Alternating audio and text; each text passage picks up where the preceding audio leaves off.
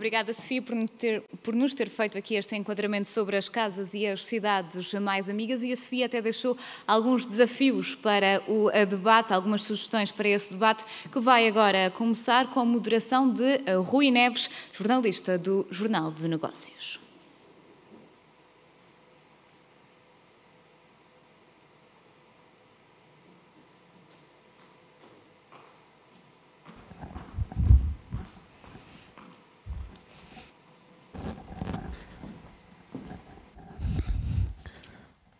Boa tarde, bem-vindo a esta jornada nesta tarde. Começar por dizer que é sempre com satisfação que venho a Gaia, cidade onde nasci, onde vivi até aos 9 anos e onde estudei até aos 17. E também dizer que este é um painel constituído só por homens. Falámos no último painel da parte da manhã sobre a igualdade de género. E este é só de homens e é o único painel só de homens. Eu também devo confessar, e já o fiz isso junto da minha querida diretora e curadora e jornalista e minha ex-diretora de negócios, que eu preenchi as cotas, obviamente, de homens na moderação, já que antes e depois de mim voltará a ser moderado por mulheres, neste caso, pela minha diretora e ex-diretora, Diana e a Helena. Bom, vamos começar, e eu vou começar por, obviamente, chamar ao palco aquilo que vão ser os nossos participantes neste painel. Começaria, obviamente, por uma mulher, mas já que não existe, vamos ser só homens, e, portanto, começaria, provavelmente, por chamar ao palco José Gomes Mendes, presidente da Fundação Mestre Casais. Obrigado. Estou a fazer um esforço para não pôr óculos, mas é melhor pôr. Francisco Saraiva, arquiteto, gestor do projeto Meu Bairro, Minha Rua, aqui de Gaia. Vítor Pinho, CEO da Emerge, o braço da promoção e desenvolvimento imobiliário do grupo Mota-Engil. E Martim Salgado, diretor do Gabinete de Coordenação de Impacto Social da EDP.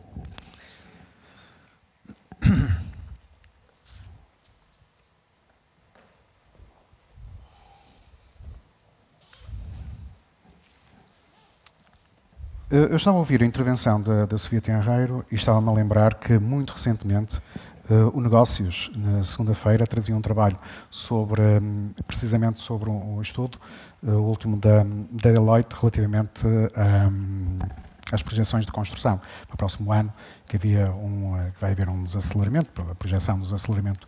E, a certa altura, na entrevista que acompanhava o trabalho da Sofia, ela dizia: este foi um dos setores que se transformou, o caso da construção, que se transformou menos em termos digitais, que incorporou menos os avanços tecnológicos, mas toda a transformação digital aplicada à construção vai ter impactos grandes em termos de eficiência operacionais e no que chamamos construção inteligente. Obviamente estamos aqui a falar da construção, mas tudo isto tem a ver com aquilo que são todo o ciclo das Smart Cities e tem a ver com todas as áreas. Eu vou, para começar,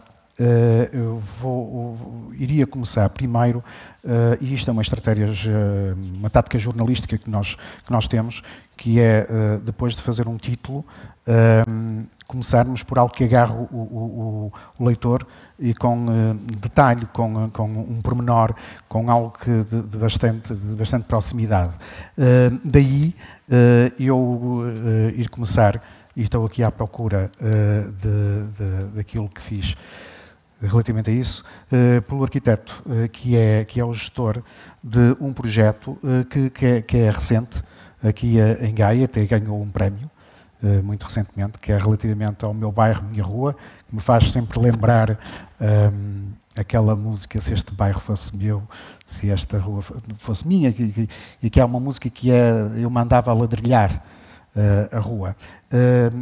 E de algum trabalho de casa que eu fiz, a primeira intervenção foi, e que serve, obviamente, de mote a este arranque de conversa, que foi no quarteirão da Biblioteca Municipal. daqui. E a rampa de acesso universal para alunos com mobilidade reduzida, à escola secundária, foram colocados bancos de jardim onde antes só havia muros, reparados pavimentos e passeios, e uma coisa que na altura que faltava também, que era a árvore tecnológica, com Wi-Fi para todos. A partir deste exemplo, que foi uma primeira intervenção deste projeto, gostava que nos falasse, obviamente, daquilo que é o projeto, do tipo de intervenções que tem, qual é a metodologia adotada e todo o trabalho que foi feito até este momento. Pois, o projeto da biblioteca foi realmente interessante porque foi o primeiro que fizemos, portanto foi o projeto piloto.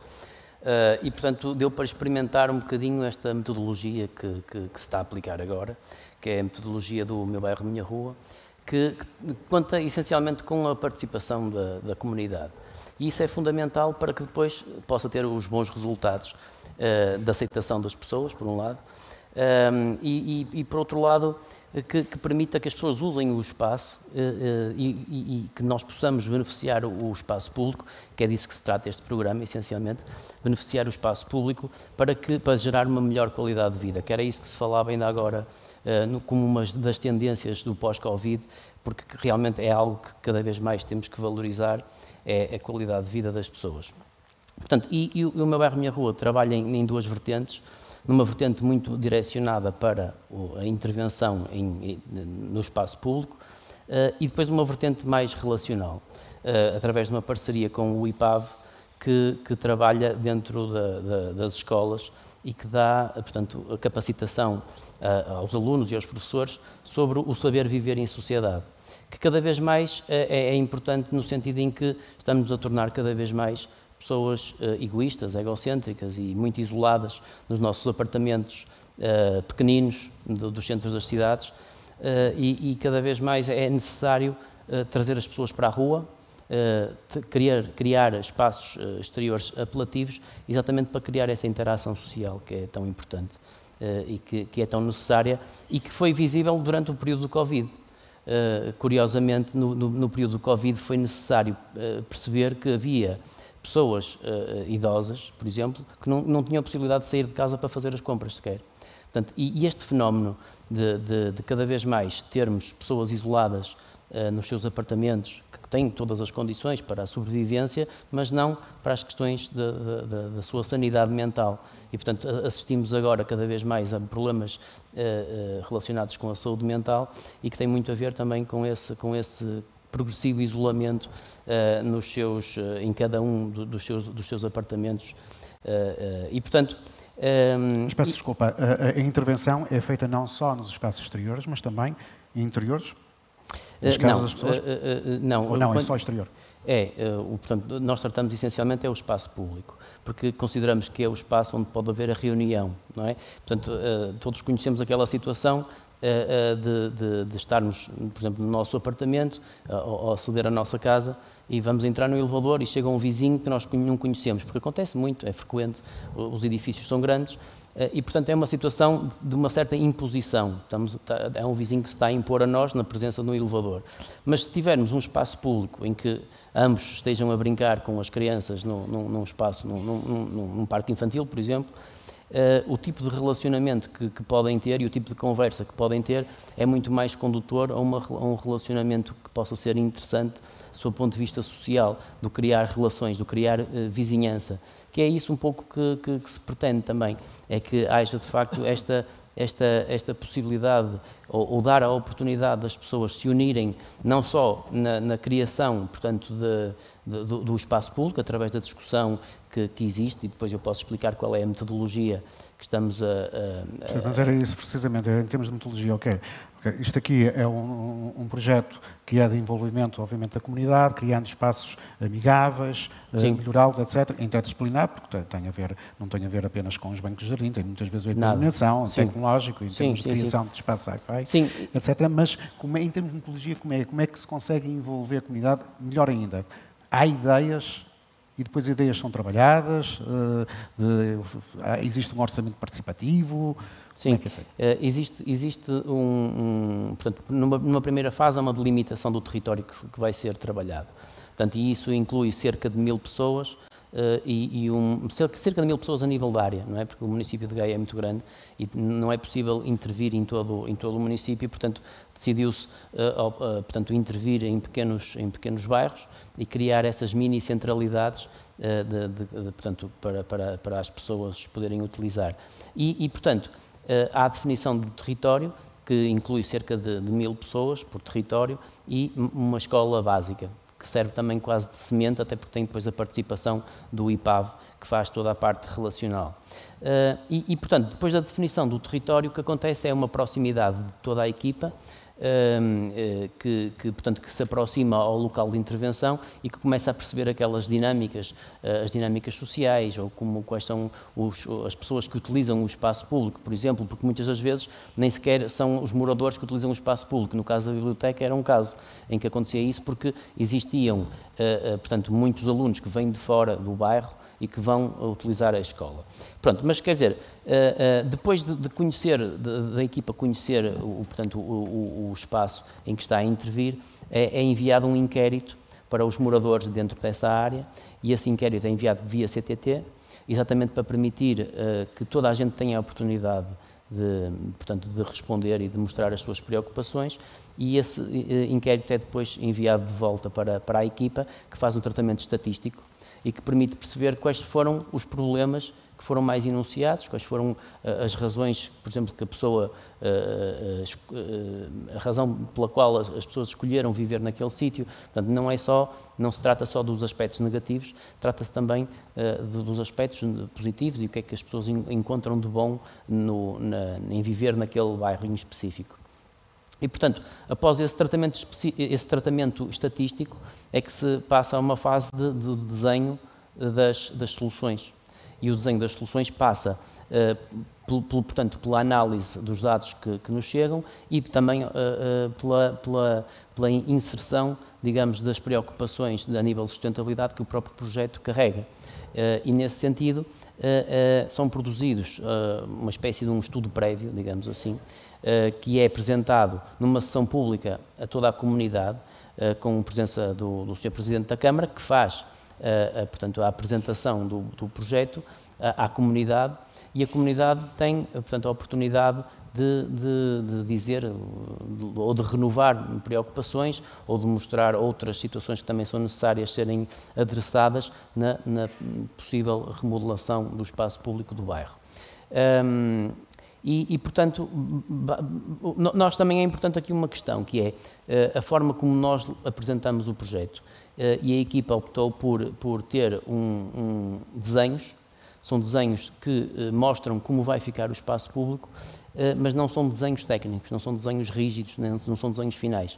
São desenhos que mostram que ainda existe margem para ser trabalhado, para poder ser adequado às necessidades das pessoas, portanto, e acima de tudo que sejam perceptíveis por todos.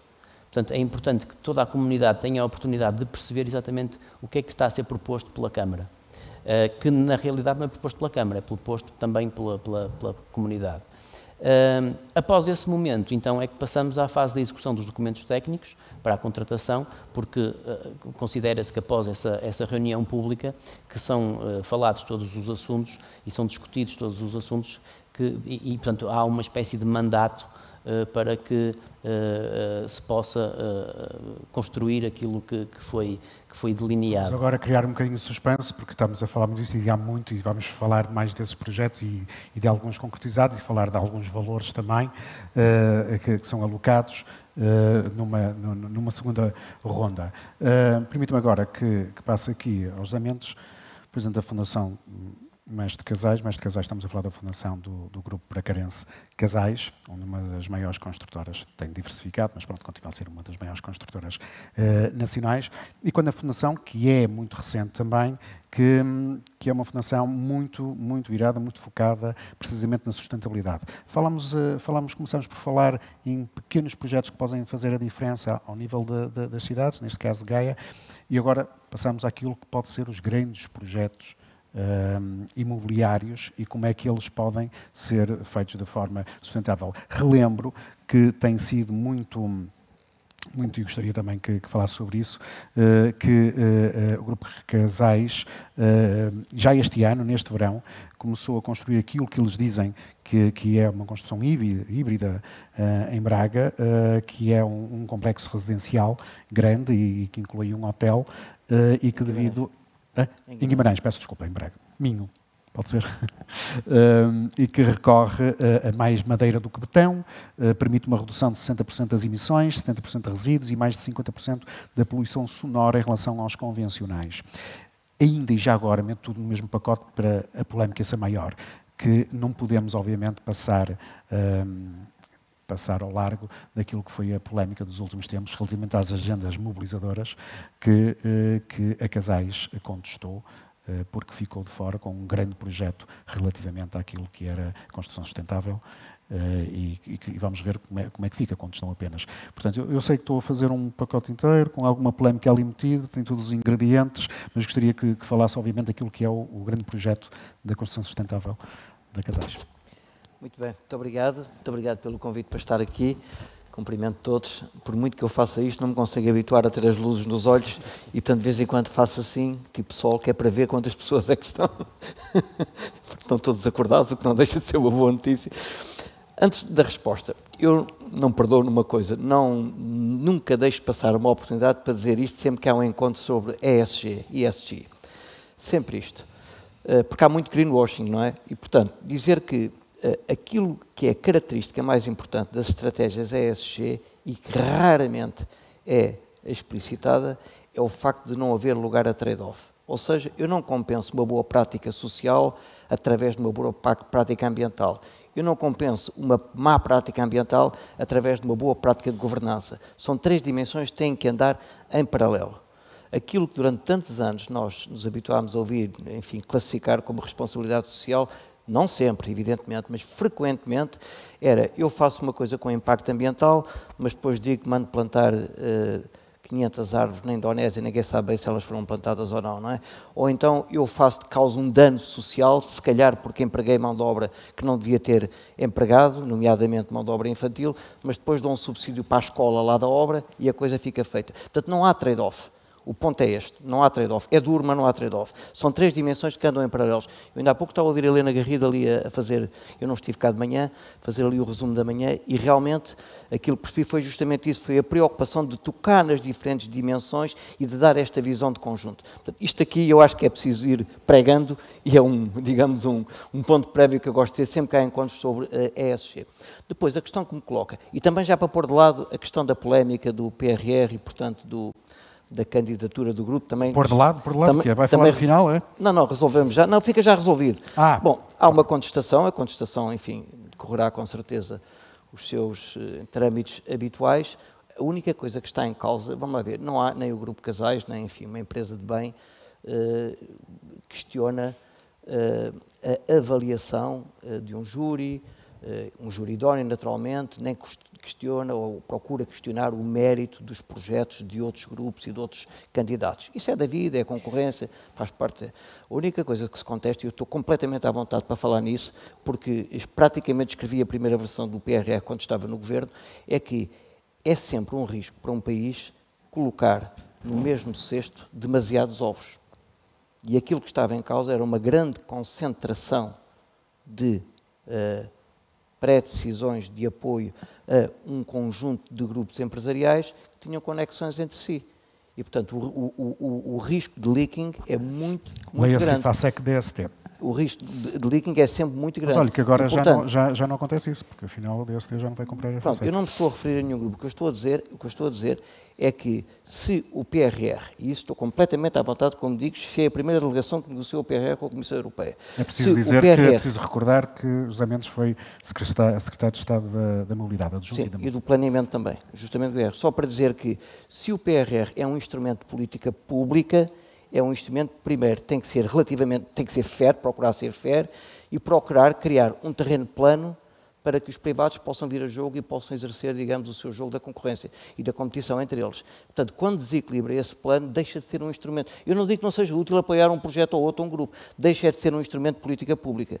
E o objetivo do PRR era fazer um relançamento digamos, da nossa economia, empresarial, nomeadamente, no pós-pandemia. Pronto, esse assunto podemos... Já agora, e para fechar isso, porque não é esse o assunto, mas tinha que tocar nele, que é a concretização do vosso projeto relativamente àquilo que foi candidatado, estava dependente da aprovação ou vai ter o seu caminho? Não, vai seguramente ter o seu caminho, como é evidente, quer dizer, mal habituámos demasiadamente a isso, a empresas que desenham um projeto estratégico, mas a estratégia depende do apoio que vier, senão depois já não há estratégia, é outra qualquer, e portanto a estratégia é suposto ser a estratégia. Okay. Agora evidentemente há uma questão de intensidade. Vamos agora às cidades e vamos aos projetos. Bem, dizer só o seguinte, que por muito que, eu há pouco estava a ouvir a apresentação da Sofia Tenreiro, e estava a ver ali um conjunto de pontos tecnológicos sobre aquilo que pode ser uma cidade mais, enfim, eficiente e mais, porventura, mais equilibrada, mais... E eu sei que a Sofia pensa assim, porque nos conhecemos, tem sempre a preocupação de trazer por trás desse mosaico tecnológico conceito. Mas eu acho que isso também não é suficientemente dito. Eu acho que é necessário conceptualizar a vivência em cidade e depois perceber onde é que a tecnologia pode servir a um determinado conceito de cidade. E eu acho que isso falha muito ainda, porque depois nós encontramos, quer dizer, não é a tecnologia que vai resolver o problema da falta de habitação em Portugal, habitação acessível. Não é a tecnologia que vai resolver o problema do acesso ao transporte. E, portanto, eu gosto, sendo um académico que trabalhou tantas décadas, na verdade, em cidades, eu gosto de olhar para a cidade como atividades localizadas e fluxos. Nas atividades, o emprego obedece a dinâmicas da economia, que são diversas, já estamos aqui a falar. Mas a habitação, portanto, é a plataforma base das pessoas, das famílias, dos indivíduos, etc. E os fluxos, a mobilidade, são absolutamente críticos. E no caso da habitação, há um problema de acesso e há um problema de qualidade. O tema que referiu há pouco, portanto, do edifício de construção híbrida da Casais, que é uma construção que tem componente em madeira, portanto, que tipicamente substitui aço ou betão, que são grandes emissores de dióxido de carbono, não é? O aço vale 8% das emissões globais, o cimento vale os outros 8% e, portanto, 16% só aí, não é? Os edifícios valem 38% das emissões globais e, portanto, é um dos setores que fazem mexer o ponteiro. O que significa que, se formos capazes de ter construção, digamos, onde fazemos substituição de materiais por materiais mais sustentáveis, nomeadamente a madeira, e se formos capazes de fazer, que é a característica desses edifícios, construção com pré-fabricação, bom, nessa altura estamos a dar um passo que é um passo fundamental, que tem que ser, não é com o edifício, evidentemente, portanto é preciso que se faça essa expansão. Porque, para além da questão, evidentemente, ambiental e, portanto, da questão dos recursos, etc., há uma outra questão, que eu sei que leio não poucas vezes no negócios sobre este tema, que é o tema da produtividade no setor da construção, que está parada. Está parada há 20 anos ou há 30 anos, não sai do sítio. Internacionalmente também não está muito diferente, mas aqui está parada, não é? Ao contrário da indústria, etc. Quer dizer, a produtividade nos últimos... Este projeto é rapidíssimo. Exato, é esse o ponto. A produtividade da construção nos últimos 20 anos cresceu 1% ao ano. E, portanto, 1% ao ano anda ali um bocadinho atrás da inflação, não é nada, em termos práticos, não é? Na indústria cresceu 3,6%, globalmente, e, portanto, é quase 4 vezes isso. Portanto, está parado. E, portanto, haver pré-fabricação, que se chama a construção off-site, não é? E fazer isso, portanto, é muito, muito importante. E eu acho que isso pode alavancar uma das tais duas funções críticas das cidades, habitação e fluxo. Portanto, a habitação. Há um problema de escassez de habitação e vamos lá ver, podem-me contar as historinhas todas que quiser, tudo é a habitação também. Quer dizer, eu não imagino que alguém possa ter um projeto pessoal de vida, um indivíduo, uma família, o que quer que seja, sem ter uma base, sem ter casa, em condições. Quer dizer, eu não vejo propriamente um percurso de sucesso em ninguém que viva debaixo de uma ponte. Pode haver uma exceção ou outra, que às vezes sai no New York Times, não acho que esteja assim muito normal. E, portanto, se nós não garantimos isso, que de resto está protegido na Constituição, o tema da habitação é muito importante. E para não me estender muito, para dizer como é que nós podemos dar aí um salto e depois, a partir daí, então, construímos a tal cidade mais justa, mais equilibrada. Eu acho que o problema, fala-se muito no tema dos vistos gold e, portanto, dos estrangeiros que inflacionaram os preços. Bem, evidentemente que um estrangeiro quer pagar mais, mexe com o mercado, vamos lá ver, também não vamos ser... Agora, eu acho que o tema é outro, o tema é um problema de falta de oferta, escassez de oferta. E depois coloca-se outra pergunta, então, mas com tanta empresa de construção, e como é que há escassez de oferta? Porquê é que não fazem casas para vender? Bom, porque claramente a equação financeira de construir edifícios para a habitação, para arrendar ou para vender, é seguramente muito mais desinteressante do que aquela de construir edifícios para depois vender a estrangeiros que pagam mais. Portanto, segmentos de mercado. E, portanto, é preciso irmos àquele segmento, que é o maior, não é? E dizer como é que nós tornamos esta equação mais interessante e mais viável.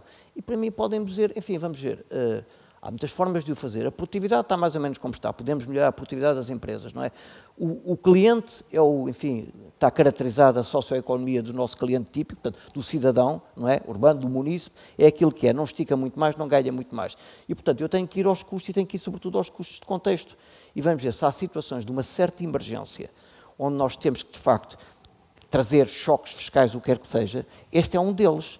Este é um deles. Quer dizer, para mim, o problema é um problema de emergência, porque sabem as pessoas que vivem aqui no Porto, em Gaia ou em Lisboa, que é absolutamente impossível alugar uma casa para quem vai para lá.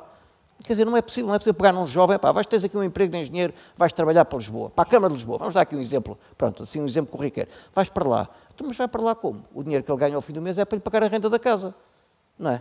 E se tiver o filho na escola, já nunca mais lá vai, nunca mais lá vai.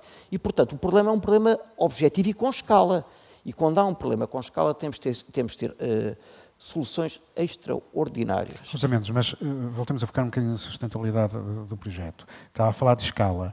Este é um primeiro projeto. Já sabemos que, do ponto de vista, pelo menos vocês garantem isso no vosso projeto, que do ponto de vista ambiental há uma redução imensa, quer da poluição sonora, quer ambiental, etc.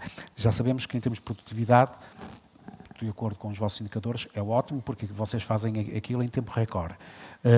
Em termos de qualidade, não sei, mas obviamente se vocês têm um projeto é vosso, claro que garantem a qualidade. Agora, a questão é, em termos de escala, como é que vocês conseguem convencer aquilo que são os vossos clientes, os finais, quer, enfim, aqueles para quem os vossos clientes, tipo hotéis e grandes complexos imobiliários em que vocês não são os promotores, são apenas os construtores, vocês estão a conseguir passar a vossa mensagem e a conseguir encomendas? Mas era aí que eu ia chegar. Okay. Portanto, esta volta é para dizer, nós precisamos de soluções extraordinárias, no sentido de que, vamos lá ver, estas coisas só ganhando escala é que são economicamente competitivas. Não há nada sem escala que se consiga, não é preciso ganhar escala. E aquilo que se tem verificado é que, por exemplo, quando se fala com as autarquias percebem, evidentemente, claro que percebem a vantagem deste tipo de soluções, que não é só da Casais, outros também fazem e farão o caminho, como é evidente, mas quando lançam, por exemplo, agora estão a lançar os cadernos de encargos para, digamos, estes pacotes de habitação, as estratégias locais de habitação, não é? Pronto, que foram financiadas, de resto, pelo PRR. Quando se lhe diz, ok, são capazes de colocar nos cadernos de encargos condições preferenciais para este tipo de construção que, tendo escala, é mais barata e, mais do que isso, é mais rápida, é incomparavelmente mais rápida, mas tem que ter escala, não é? Que é para depois começar a produzir, tanto em instalação industrial, os componentes e depois começar a montar. Ora, isto tem que ter escala. Aquilo que os municípios nos dizem é que nós não temos know-how para colocar isso nos cadernos de encargos. Falam, naturalmente, das dificuldades do Tribunal de Contas, tudo isso, não é? E, portanto, seguem aquilo que tem sido o procedimento normal. Lançam um concurso para a arquitetura, enfim, demora o tempo que demora, naturalmente, para o projeto, portanto, quero dizer... Está a dizer é que aquilo que são os requisitos para a sustentabilidade, tudo aquilo que nós andamos a falar, de economia circular, etc., aqui não são capazes de ser invertidos para o caderno de encargos. Tem muita dificuldade. O cliente privado percebe melhor isso. E como não tem que se cingir, enfim, a um conjunto de procedimentos, ao contrário do que as pessoas pensam, o cliente privado não adjudica assim, é o amigo dele. O cliente privado negocia de forma, se calhar, muito mais musculada do que o cliente público, porque o cliente privado não está lá para perder dinheiro, está lá para fazer o seu papel. No entanto, é capaz de perceber o mérito de determinadas soluções e segue percurso de tomada de decisão que são mais eficazes. Aquilo que é público, é Estado, tem muita mais dificuldade, por muito que se lute, mesmo quando está em posições de decisão. A máquina é muito pesada. Isto para dizer o quê? Para dizer que, de facto, é preciso que tudo isto se vá adaptando, é preciso que nós abramos as portas para soluções que são soluções que podem escalar mais e é preciso, e agora mesmo para finalizar, que haja também que se trate o tema da fiscalidade. Porque se a situação é de emergência, eu acho que é de emergência, eu acho que a situação da habitação nas nossas cidades é de emergência, sobretudo nas maiores. Bom, então eu acho que se calhar vai ser preciso abrir aqui um determinado período durante o qual o regime fiscal para aquele fim especificamente é incomparavelmente mais favorável. Sob pena de eu não conseguir gerar oferta que me consiga equilibrar o mercado e que me consiga trazer maior acessibilidade à habitação. E então, todos os dias lemos nos jornais, todos os dias nos queixamos do mesmo, mas nada muda, que eu saiba o preço do metro quadrado para alugar ou para comprar nas cidades grandes não está a mexer, aliás, se estiver a mexer está a subir, não está a descer, não é? E, portanto, este tema é absolutamente crítico. Depois disto, vamos então tecnologia e vamos à cidade mais eficaz e mais eficiente e tudo isso. Muito bem. Só para fechar esta sua primeira intervenção, o fator preço, relativamente a esta nova forma de construir. Esta nova forma de construir, se for caso a caso, tem um preço igual à outra. Se for caso a caso. Tem uma vantagem de tempo, não é? Porque, por exemplo, o edifício que se refere, o edifício que foi feito em Guimarães, demorou entre um dia e um dia e meio a fazer cada piso. Portanto, cada piso, um dia e meio, depois já está mais um piso, aquilo é sempre a andar, não é? Pronto. E, portanto, de facto, tem que fazer. Agora, é evidente que isto tem por trás uma infraestrutura de produção industrial, não é? De fabricação off-site, não é? Que tem que ter escala, que tem que massificar, que tem que ganhar, enfim. E, portanto, evidentemente, com um ou dois ou três edifícios não se ganham efeitos de preço, não é? Isso era o milagre das rosas. É uma espécie de projeto piloto. Não é? É um preço especial para o cliente, este projeto. É óbvio, se é um projeto piloto, o português obviamente... pede sempre um preço especial. Sendo que o preço especial nunca é solução para nada. Porque, como o nome indica, é especial, ou seja, aquilo não me resolve nada a prazo. Obviamente aquilo é a montra e como é a vossa montra, vocês tiveram de junto do cliente, neste caso nem sei se é junto do cliente, aquilo é promoção. A promoção vossa ou não? É a promoção própria. É a promoção própria, pronto. Então o preço especial ficou em casa. Muito bem, obrigado. Agora, também vamos, embora seja da Fundação, mas é representante, obviamente, do Grupo Recasais, e agora eu gostava de passar àquilo que também é a maior construtora portuguesa, que recentemente criou. Eles tinham uma área imobiliária que, penso eu, que estava um bocadinho, estrategicamente não estava agregada, por assim dizer. E então criaram, já este ano, a Emerge, e estamos a falar do braço imobiliário, desenvolvimento e promoção imobiliária da Motengil, que na altura, quando foi apresentado, estamos a falar, foi agora no verão, e se apresentou com uma série de imóveis. Eles dizem que têm ativos próprios com áreas brutas de construção acima de 500 mil metros quadrados. Esta informação é de julho, poderá estar desatualizada, mas não tanto, e que se posiciona para fornecer soluções para projetos diferenciadores e transformadores com impacto na sociedade e no planeta, com concretização de soluções imobiliárias inovadoras e sustentáveis, que potenciam ao máximo a criação de valor. Enfim, nós estamos habituados a este tipo de discurso. Agora, o que gostávamos é de saber, é de apalpar esta diferenciação com projetos. Lembrar... ao CEO ao Vítor Pinho, lembrar que gostaríamos muito que nos falasse, que eu penso que é um projeto diferenciador, que é aquele para o antigo, toda a gente conhece, o antigo matadouro aqui da Campanhã do Porto, que é um investimento de 40 milhões, que deve ter sido já ultrapassado, conforme nós sabemos que ao preço que está galopante dos materiais, mas eu não sei se é um bom exemplo. Eu gostaria que nos falasse daquela estratégia diferenciadora da imobiliária do Motengil. Okay, antes de mais, obrigado pelo convite, é um prazer estar aqui e é um prazer poder falar sobre a Emerge, que é uma nova marca do grupo Motengil. Na realidade, a Motengil Real Estate já existe há uns anos, há mais de uma dezena de anos, mas teve, como disse, em banho-maria suspensa, Desculpa, foi em palavras minhas, mas apenas acho que e sim. só durante até 2018 iria apenas e só a fazer a manutenção, a gerir os ativos próprios, ou seja, não se colocou no mercado como realmente uma promotora se deve colocar. A partir dessa data reorganizamos a estrutura, reestruturamos tudo o que era e até nos alinhamos com os propósitos do ISG. Posso dizer que nós, no nosso caso, e já que se falou tanto aqui da quantidade de mulheres que possam deixar a assumir cargos de direção e no board, nós temos 50% de mulheres no board e 50% na direção, quando o objetivo do grupo, no seu plano estratégico do grupo, é um objetivo do grupo que é transversal a todas as empresas, é ter até 2026 30%. Nós já estamos nos 50%, reestruturamos e estamos felizes e contentes por ter 50% de mulheres no board, que elas contribuem imenso, digamos, para o sonho que nós temos, que é transformar os locais onde vamos intervir. Deixe-me só dizer que também são obrigados, por ser uma empresa cotada, obviamente, a uma certa fasquia. Certo, mas nós estamos nos 50%, estamos bem acima daquilo que seria necessário e estamos contentes por ter 50% Motengil cor-de-rosa. Neste caso. Nós temos efetivamente uma série de projetos que temos vindo... Deixa-me só dizer outra coisa, ou seja, desde 2018 que temos reestruturado a empresa, tem crescido bastante em termos de organização, mas só recentemente é que decidimos dar uma nova marca, ou seja, lavar um pouco a cara e lançar para o mercado a Emerge, e a Emerge Motengil Real Estate Developers, que basicamente pegou em tudo que a Motengil Real Estate já estava a fazer em 2018 e agora apresenta-se no mercado como sendo a Emerge.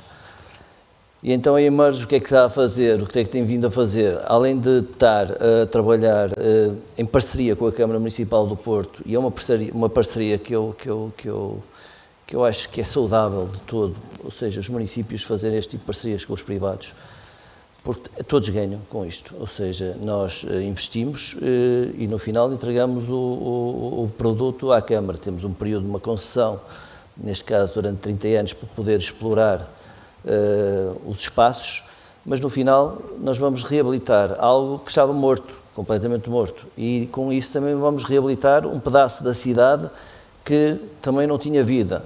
E mais do que isso, no caso do Matadouro, vamos ligar a parte ocidental à parte oriental através de uma ponte pedonal que vai ligar o metro do Estádio do Dragão ao edifício do Matadouro.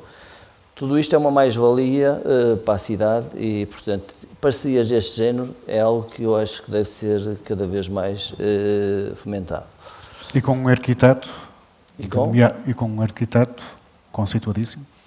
Sim, o que é que nós fizemos? Nós também o que queríamos deixar para a cidade e acreditamos que isso... Nós gostamos de criar valor nas coisas onde nos metemos e criar valor a sério. E, portanto, para isso, sem desprimor dos arquitetos portugueses, e está aqui um arquiteto ao meu lado, sem desprimor dos arquitetos portugueses, nós fomos buscar um dos mais conhecidos arquitetos mundiais, que dá de reconhecer, o arquiteto Kenkuma, que foi quem desenhou o Estádio Olímpico de Tóquio, por exemplo, é uma das obras dele, para termos uma assinatura, ou seja, para aquilo transformar, nós acreditamos que aquilo vai ser um novo ícone da cidade do Porto, ou seja, depois da Casa da Música achamos que o Matadouro, se calhar é presunção a mais, nossa ideia, se calhar do município, porque acho que o município também pensa assim, vai ser, digamos, um espaço muito atraente para as pessoas poderem visitar.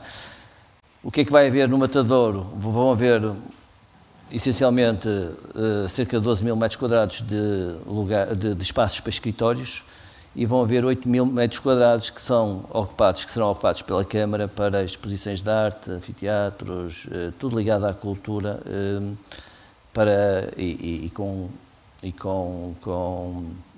e abertos ao público.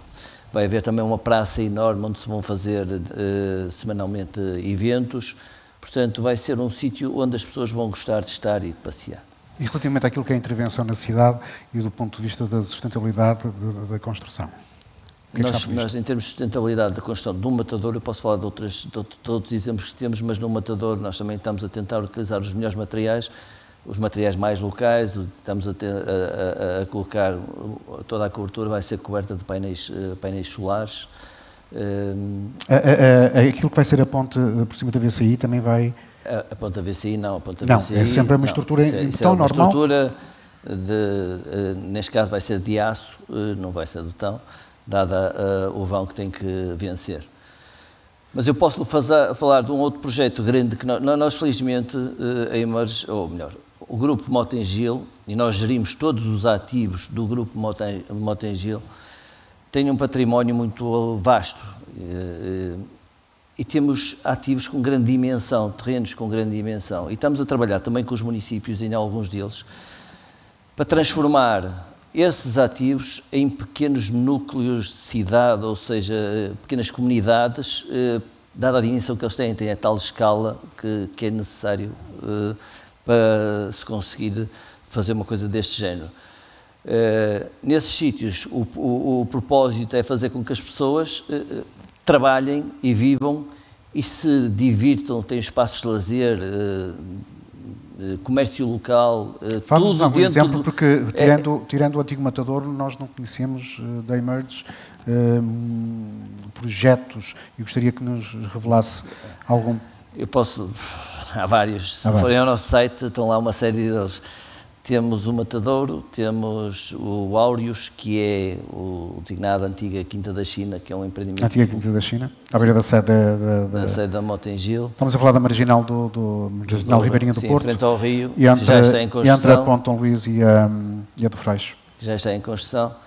Temos no Algarve o St. Cliffs, que é um empreendimento com 81 vilas, digamos, a 400 metros, no Alvor, a 400 metros da praia, junto à praia, praticamente, em que já também iniciamos a comercialização. Mas aquilo que é o tema desta conferência, qual é o projeto que vocês têm que pode falar que cumpra tudo aquilo que nós temos aqui? Em termos de sustentabilidade, aquele que eu mais gosto, eu posso dizer que é o OppoCity. O OppoCity, o que é o OppoCity? É o projeto que nós estamos a desenvolver para as antigas instalações, ou para as instalações atuais, que serão as antigas, da Tertira em Matosinhos.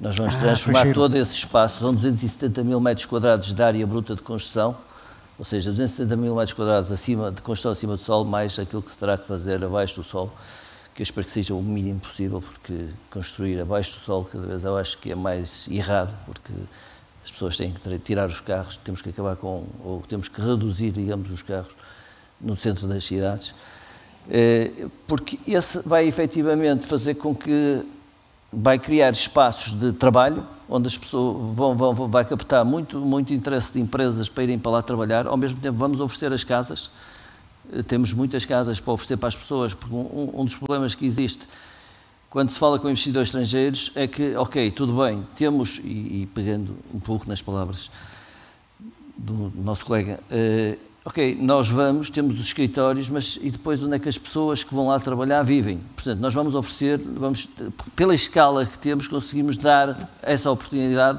às empresas para poderem viver ali. E depois, no mesmo sítio, há um parque urbano que vai ser criado, que vai ser ligado a outro empreendimento grande que está a ser já projetado lá ao lado, que vai ser uma mancha verde enorme ali. E teremos também o comércio de rua, onde as pessoas não precisam de ir aos grandes centros comerciais, ou seja, as pessoas podem não se deslocar e com isso o carro deixa de ser algo que é necessário e com isso estamos a contribuir de alguma forma para a redução e para a neutralidade carbónica, que é também um dos objetivos do grupo, atingir a neutralidade carbónica até 2050. Isso é um dos objetivos em termos de sustentabilidade. Já agora, esse projeto está capacitado para ter quantas pessoas? Quantos milhares? Agora fez uma pergunta que eu, para lhe dizer quantas pessoas não... Então, entre escritórios... 270 mil metros quadrados... Está bem, mas supostamente o objetivo é que as pessoas que estejam lá a trabalhar também vivam lá no complexo residencial, não é? Certo. Portanto, não há aqui duplicação. Poderia haver duplicação se vocês quisessem, mas com certeza que sabem qual é a capacidade que aquilo tem. A capacidade entre escritórios e residencial. Sim, o residencial há de ocupar... Nós vamos ter dois tipos de residencial nessa zona. Vamos ter as moradias conforme as casas, os apartamentos e moradias conforme são conhecidas, mas também vamos investir no build to rent, ou seja, casas que vão estar disponíveis para alugar por períodos para as pessoas precisamente que trabalham nos escritórios, para haver ali uma flexibilidade muito grande de ocupar e tornar a arrendar e tornar a arrendar por períodos curtos. Ok, muito obrigado. Eu deixei para o último, e peço desculpa por ter feito, mas tinha uma lógica. João Martim Salgado, diretor de Gabinete de Coordenação de Impacto Social da EDP. Porque é o grupo que é um grupo enorme, porque está bastante diversificado naquilo que são as suas políticas, de impacto social e, portanto, pode-nos falar aqui de várias vertentes. Nós estivemos um bocadinho aqui concentrados na construção. E, neste caso, estamos a falar de um grande grupo de energia que prevê, e isto também tem pouco tempo, foi este ano anunciado, que prevê investir mais de 30 milhões por ano a esta área estratégica de impacto social. Fala-se até de um número que dá 300 milhões até 2030 e que aqui tem diversas iniciativas que nos poderá falar, e não só quando começou a falar em EDP, estamos a falar de inclusão energética, comunidades solares, mobilidade elétrica, etc., mas tem obviamente diversos ângulos, não só da transição energética. Certo. Obrigado a todos, obrigado pelo convite e boa tarde a todos. Obviamente alguém tinha que ficar por último, portanto não tenho que pedir desculpa. Sim, nós, de facto, no Grupo EDP, a responsabilidade social e o impacto social e a sustentabilidade fazem parte integrante daquilo que é a nossa estratégia de negócio.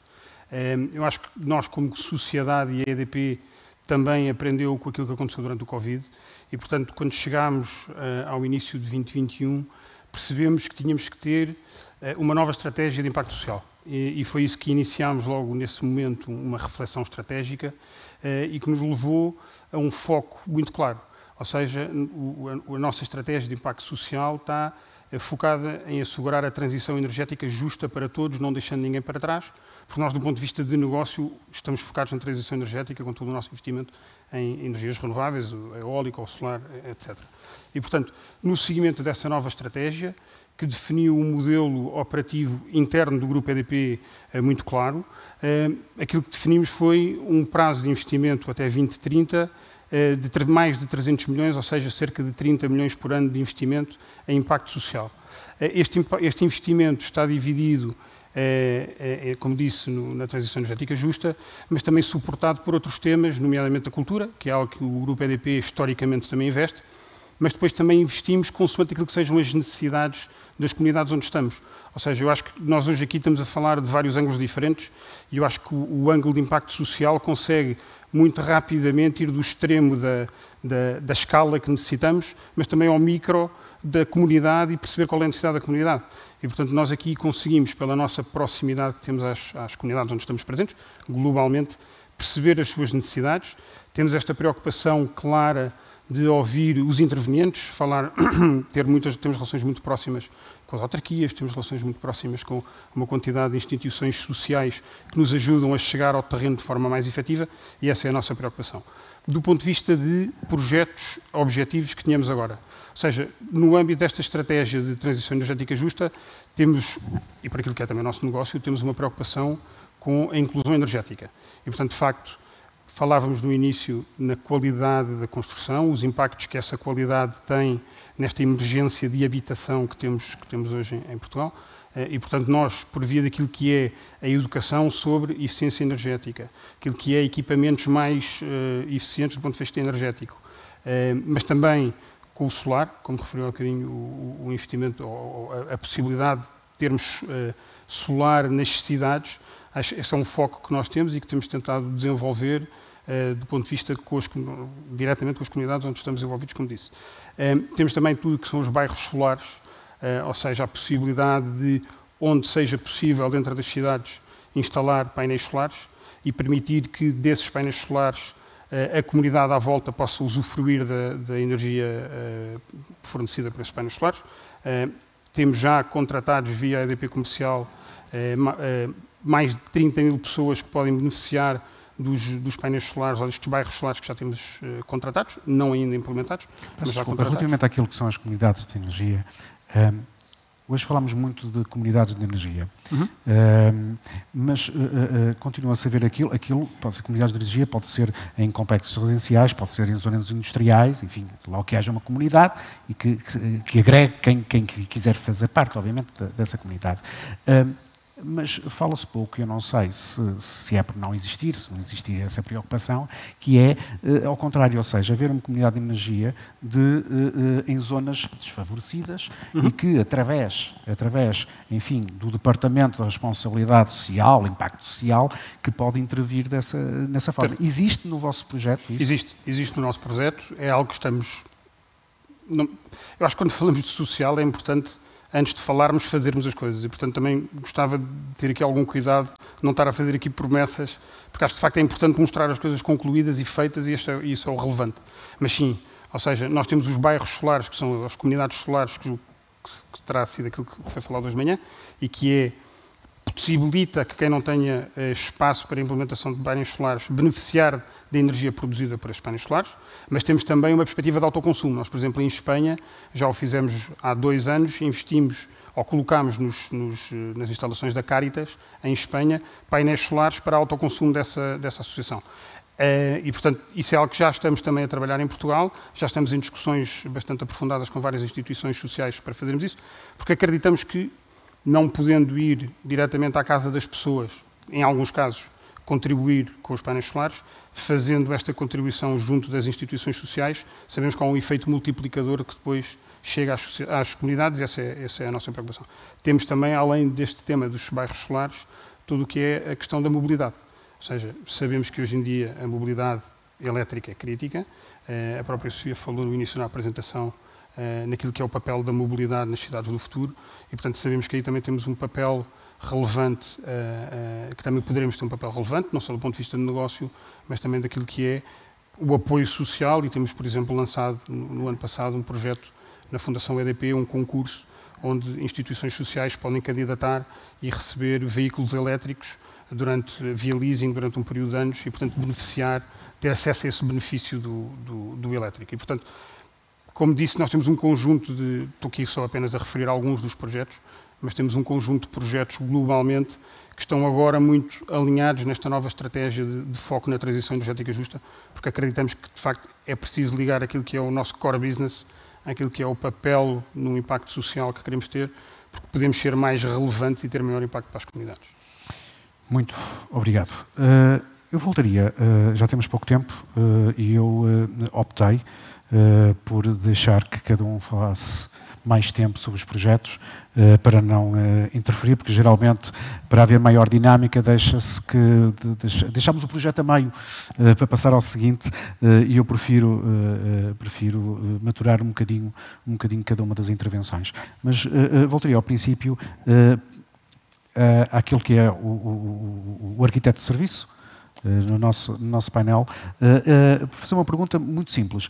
O facto do projeto, aqui em Gaia, ser gerido, ser o máximo responsável, ser um arquiteto, foi de propósito ou simplesmente era o que estava na calha? Na realidade eu faço parte da equipa, não sou o gestor do projeto na sua globalidade. Portanto, há uma equipa, que é a equipa do Meu Bairro Minha Rua, que neste caso até cumpre porque a maior parte é mulheres, eu sou o único representante masculino, portanto está a cumprir com todos os padrões necessários. Está desequilibrado. Exatamente. Neste caso estou a fazer a representação. Portanto, basicamente é uma equipa então que está dedicada a este projeto, até porque existem inúmeras funções no contacto com os moradores e com os comerciantes e mesmo toda a preparação logística que é necessária, e depois obviamente teria que haver alguém que fizesse a parte de gestão da parte do projeto, porque obviamente que o objetivo é haver muitas intervenções, e neste momento já há no terreno de cerca de 10 intervenções previstas. 10? Previstas, sim. Mas quantas é que já estão concretizadas? Estão todas, portanto, estão em estádios diferentes de desenvolvimento, porque o que acontece é que todos estes processos são lentos, não só porque é importante dar tempo para que as pessoas deem as respostas necessárias, portanto há sempre um período de maturação, e depois há todo o processo de contratação pública, não é?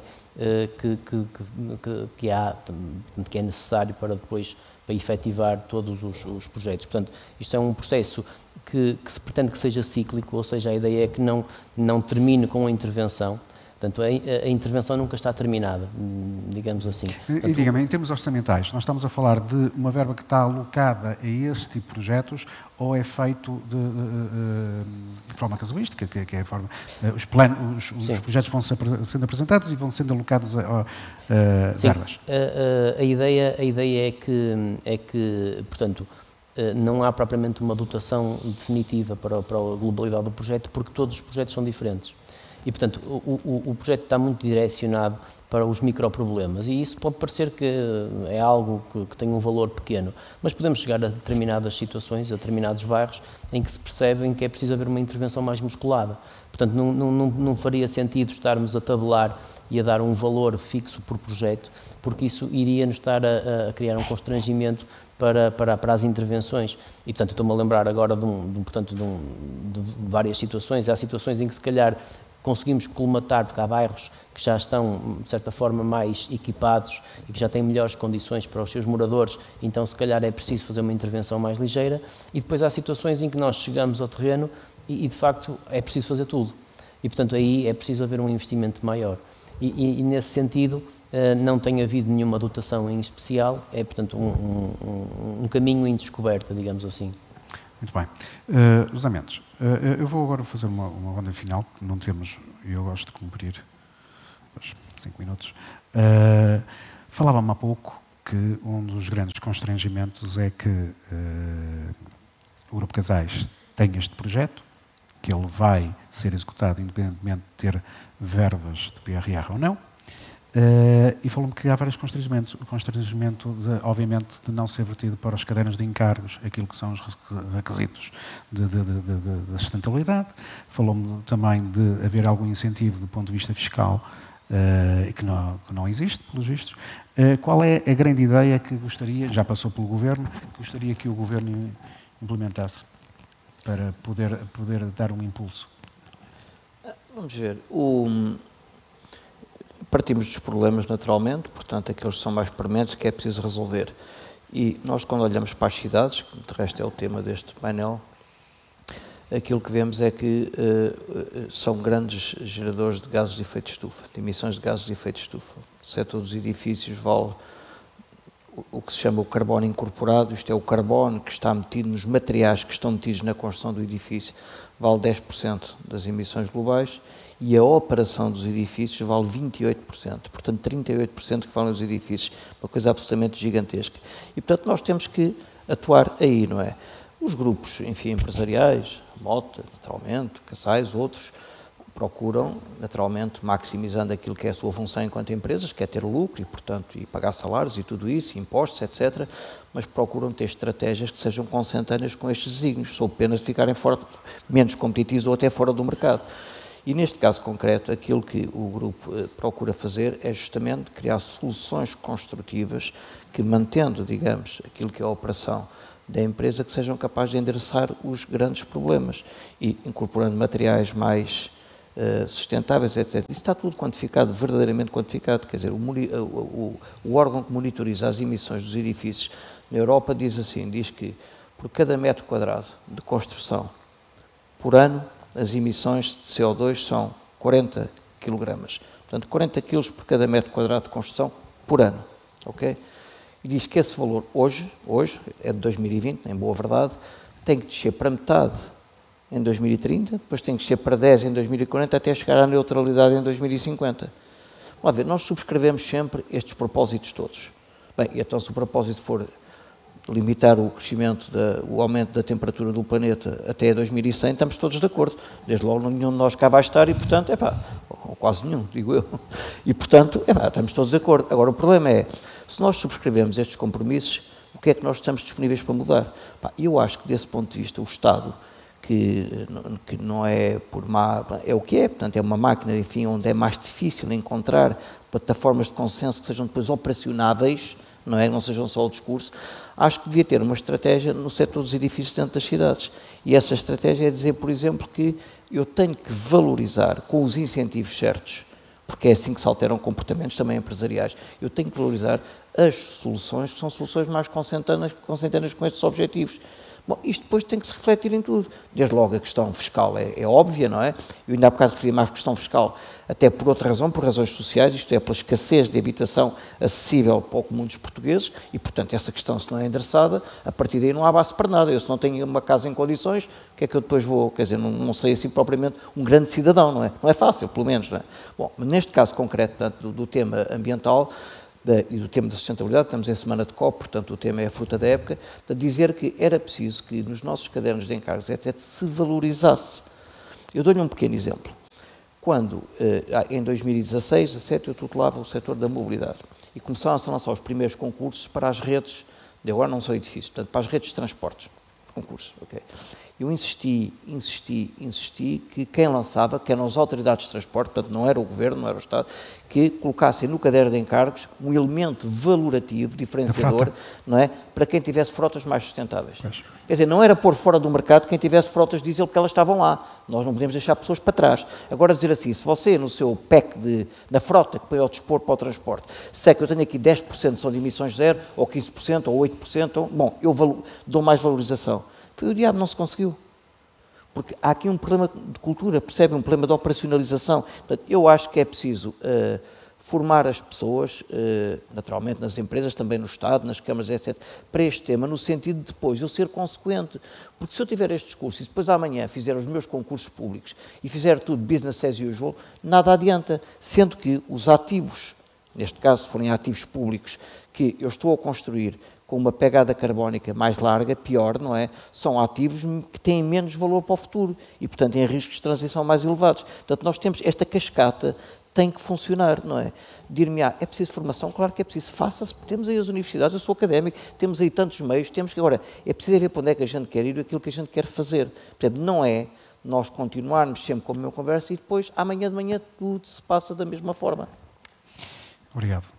Vítor Pinho, daqueles que são os projetos, os imensos projetos que o Motengil tem na área imobiliária, de que forma é que a integração e a aplicação daquilo que são os materiais, os melhores materiais para cumprir os requisitos de sustentabilidade, é a guerra da Ucrânia, a escassez, o aumento do preço dos materiais, está a enviesar aquilo que é o vosso objetivo?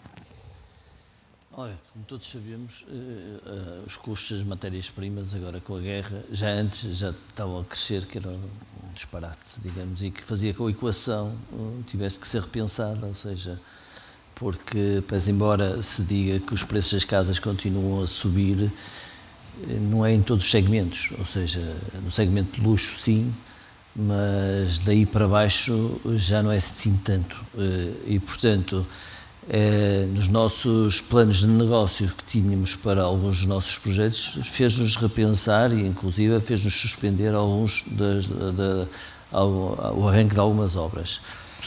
Mas nós temos, felizmente, e dado que estamos aqui a falar de sustentabilidade, nós temos uma coisa, todos os nossos projetos são todos certificados em termos de sustentabilidade e eu acho que agora isto deve ser quase transversal às grandes construtoras, ou seja, nós queremos ter o carimbo da sustentabilidade e, portanto, trabalhamos com os nossos projetistas desde o início o tipo de materiais a incorporar dentro daquilo que são as nossas obras. E acreditem que, da experiência que temos tido,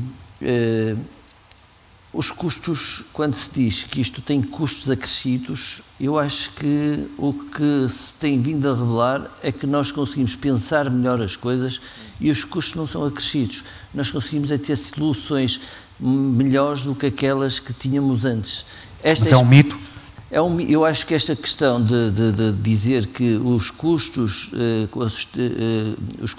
na construção, de implementar soluções sustentáveis, que são acrescidos, e eu acho que não é tanto assim. Da experiência que temos tido, nós que temos conseguido trabalhar com os arquitetos, perdemos mais algum tempo, investimos mais no tempo do desenvolvimento do projeto, mas encontramos soluções que acabam por nos trazer melhores ou diferentes materiais, se calhar com a mesma qualidade e com um menor custo, dado que são locais. A ideia que temos é que tudo que seja materiais sustentáveis, soluções tecnológicas, inteligentes, da domótica, das casas, etc., que obviamente é dirigido ao segmento de luxo e, portanto, tem um preço final muito, muito maior, sendo que na base também o custo de construção é muito maior.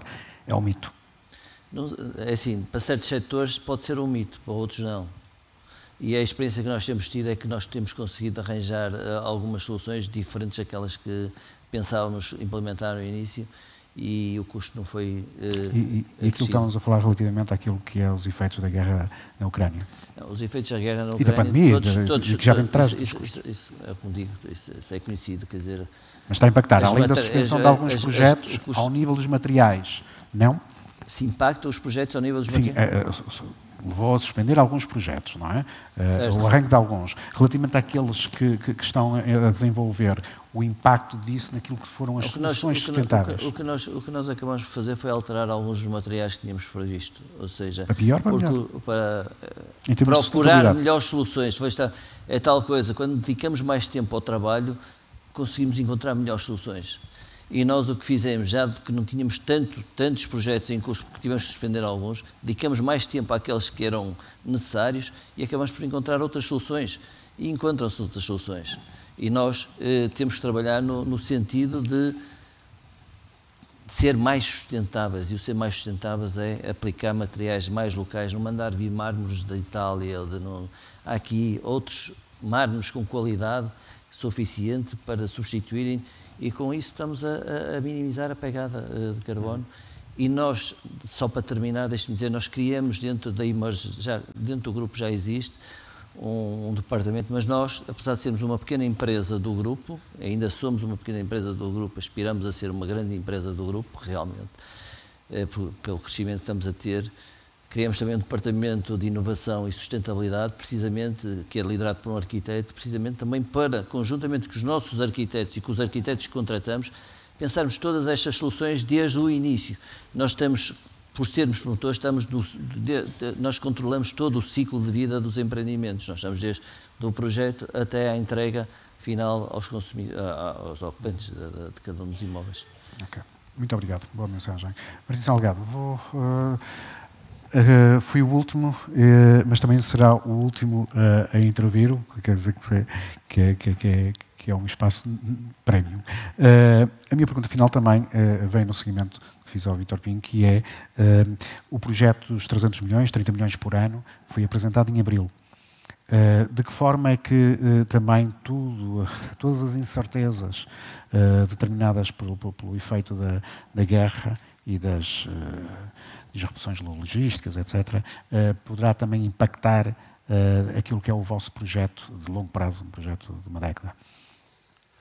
Quer dizer, do ponto de vista de impacto social, tem algumas relativamente pouco. Ou seja, de facto, teve mais um foco de agenda, no sentido de que, quando surgiu este tema da guerra na Ucrânia, nós também nos envolvemos muito rapidamente com iniciativas de apoio às vítimas da guerra. E, portanto, de facto, aí houve um investimento adicional que não estava previsto. Houve dedicação das equipas de trabalho para iniciativas relativas à Polónia, à Hungria, à Roménia, onde temos atividade local e, portanto, onde ajudámos a receber vários refugiados da guerra.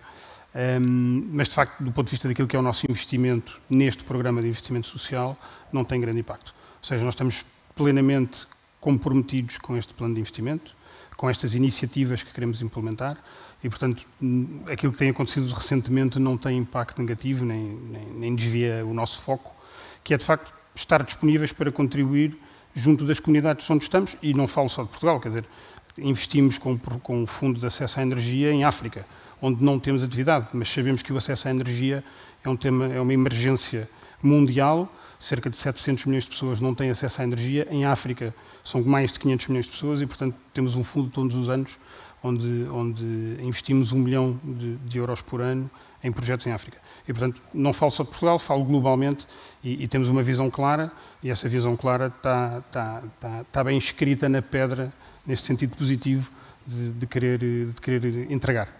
Muito bem, muito obrigado. Motengil e Casais têm atividade em África. Obrigadíssimo e até à próxima. Muito boa tarde. Estivemos nessa área.